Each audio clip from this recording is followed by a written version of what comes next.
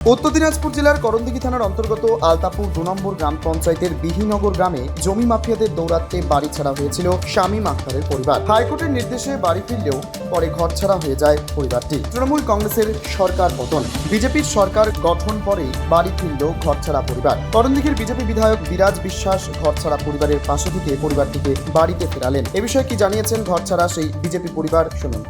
জমি মাফিয়াদের অত্যাচারে বাড়ি ছাড়া ছিলাম, মানে যেই তাণ্ডব আমার বাড়িতে চালিয়েছে, ওদের নামে কেস করে কিছু হয় না, আইন কোনো ব্যবস্থা নেয় না, ওপেন যেখানে সেখানে মারধর করবে, বিচার বসাবে, টাকা পয়সা করবে, জমির লুট, চাঁদাবাজি, তোলাবাজি, অনেক রকমের অভিযোগ আছে। প্রশাসন খতিয়ে দেখলে অনেক কিছুই পাবে।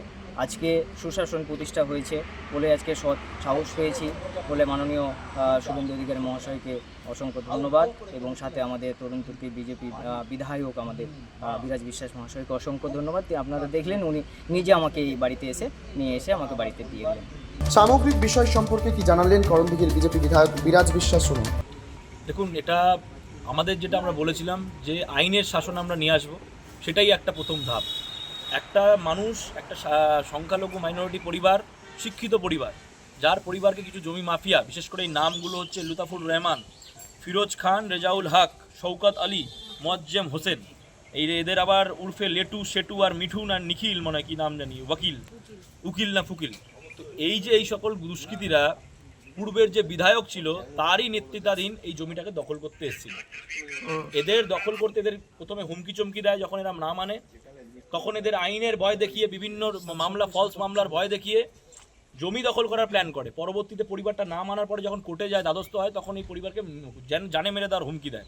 পরিবারকে ইভেন কি পরবর্তীতে এসে পরিবারের উপরে ডাকাতি, মানে লুটপাট করে, বাড়িতে একটা সামান্য বাচ্চাদের খেলনাটুকু পর্যন্ত নেই, যে বাথরুমটা যে ব্যবহার করবে সেই বাথরুমটাকে কংক্রিট দিয়ে সিল করে দিয়েছে। মানে চিন্তা করুন অসভ্যতামির কতটুকু নিচে নামতে পারে। উত্তর দিনাজপুরের করণদিঘি থেকে নিজস্ব প্রতিনিধি রিপোর্ট, টাইমস 14 বাংলা। আরো নিত্য নতুন ভিডিও পেতে এবং তথ্য জানতে আমাদের ফেসবুক পেজকে লাইক ও ফলো করে রাখুন। সেই সঙ্গে টাইমস 14 বাংলার ইউটিউব চ্যানেলকে সাবস্ক্রাইব করতে ভুলবেন না।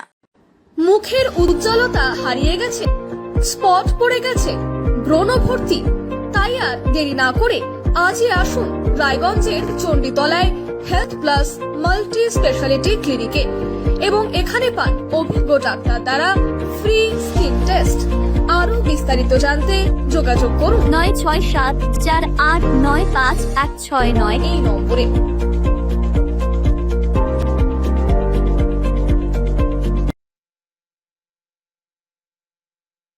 আজ তোমার বিয়ে সাজলো নতুন সাজে।